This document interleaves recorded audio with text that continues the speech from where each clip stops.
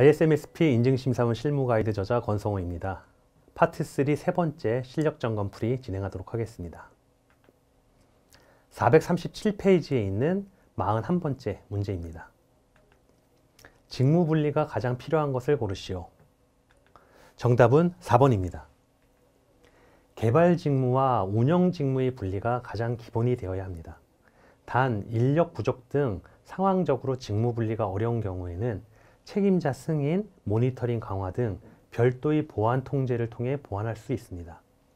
겸직이 아닌 전담 정보보호 관리자가 존재한다면 최상이겠지만 일반적으로는 개발 또는 운영 직무자 중에 겸직으로 정보보호 관리자를 맡고 있습니다. 정보 시스템 간 운영 직무가 이루어진다면 더할 나위 없이 좋으나 필수적으로 분리가 될 필요는 없습니다. 여기서 문구 수정을 잠깐 하도록 하겠습니다. 질문의 명확도를 높이기 위해 질문에 대한 문구 수정을 좀 진행을 하였습니다. 42번째 문제입니다. 주요 직무자 중 망분리 대상자에 속하는 자를 모두 고르시오. 정답은 3번, 4번이 됩니다. 내 외부 모든 개인정보 취급자 중 개인정보를 다운로드할 수 있거나 파괴할 수 있는 권한을 가진 사용자는 모두 망분리 대상자가 됩니다. 특히 개인정보 처리 시스템에 대한 관리자 권한을 가진 자도 망분리 대상자가 됩니다. 여기서 일반 정보 처리 시스템에 대한 관리자 권한자는 망분리 대상자가 아닙니다. 43번째 문제입니다. 해당 지문의 빈칸을 채우시오. A는 사이버 공격의 원인인 보안 약점을 소프트웨어 단계에서 사전에 제거할 수 있는 안전한 소프트웨어 개발 기법을 말한다. 여기서 A란 시큐어 코딩을 얘기합니다. 시큐어 코딩은 사이버 공격의 원인인 보안 약점을 소프트웨어 개발 단계에서 사전에 제거할 수 있는 안전한 소프트웨어 개발 기법을 말한다. 이것이 정답입니다. 44번째 문제입니다. 해당 지문의 빈칸을 채우시오. 개인정보 처리 시스템과 관련된 로그 중 5년과 보관해야 하는 세 종류의 로그는 A, B, C에 대한 부분이며 그 외 전반적인 로그에 대해서는 최소 몇 년간 보관해야 한다. 정답은 A. 접근 권한에 대한 생성, B. 접근 권한에 대한 변경, C. 접근 권한에 대한 삭제. 즉 접근 권한에 대한 생성, 변경, 삭제에 대한 로그는 5년간 보관을 해야 된다라는 것이고요. 그 외 전반적인 로그에 대해서는 최소 12개월간 보관을 해야 됩니다. 그래서 정답 수정을 좀 하도록 하겠습니다. 책자에는 개인정보 처리 시스템의 로그 보관이 최소 6개월에서 12개월로 변경을 하였습니다. 왜냐하면 최근에 기준이 바뀌었기 때문입니다. 45번째 문제입니다. ISMSP 인증을 법률에 의해 받아야 하는 의무 대상자가 아닌 것을 모두 고르시오. 정답은 2번, 4번입니다. 지역정보통신센터 사업자는 대상이 아닙니다. 서울특별시 및 모든 광역시에서 정보통신 서비스를 제공하는 자가 대상입니다. 전자전파 서비스 부문이 아닌 정보통신 서비스 부문에 대한 연간 매출액 100억 이상이 대상입니다. 46번째 문제입니다. 개인정보 관련 로그를 백업 시 무결성 확보를 위해 어떻게 백업을 해야 하는지 기술하시오. 정답은 해시값과 함께 백업을 진행하거나 또는 리라이팅 할 수 없는 DVD, 롬 등의 백업을 진행한다 입니다. 47번째 문제입니다. 개인정보 처리 방침에 대한 설명이다. 잘못 기술한 것을 고르시오. 정답은 2번이 됩니다.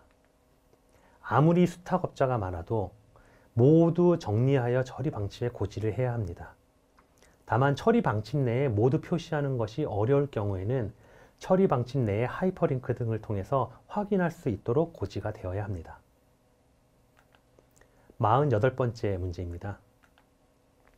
개인정보 처리 방침의 최신 현행화를 위한 내용으로 적합하지 않은 것을 고르시오. 정답은 1번입니다. 개인정보 취급, 위탁이란 용어는 더 이상 사용하지 않고 있습니다. 개인정보 처리, 위탁으로 변경이 되어야 합니다. 49번째 문제입니다. 인터넷 쇼핑몰을 운영하는 회사에서 정보 주체의 동의를 통해 개인정보를 수집하고자 하는 경우 필수 고지 항목으로 틀린 것을 고르시오. 정답은 4번입니다. 인터넷 쇼핑몰을 운영하는 회사이기에 망법 대상입니다. 망법에서는 거부권 및 불이익이 필수 항목이 아닙니다. 개보법에서는 거부권 및 불이익이 필수 항목입니다. 이 두 가지의 차이점을 아셔야 될 것 같습니다.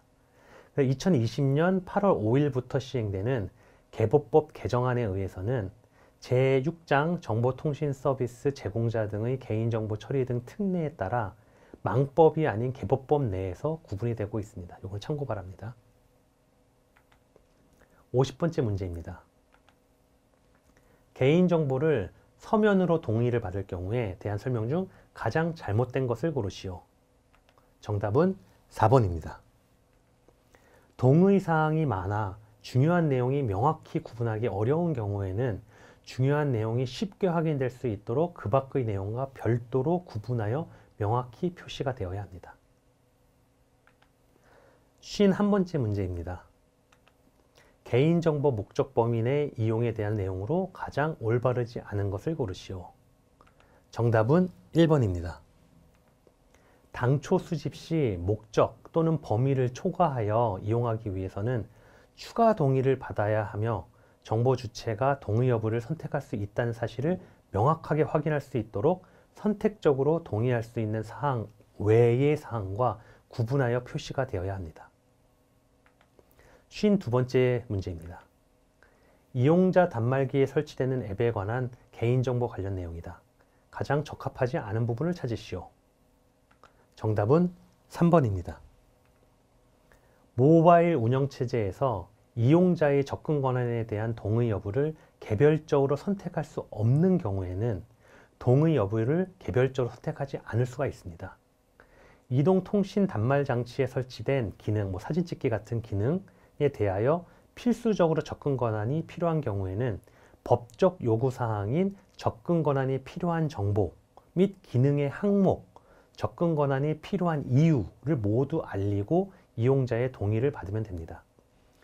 접근 권한이 필요한 시작점에 대해서는 알리고 동의를 받지 않아도 됩니다.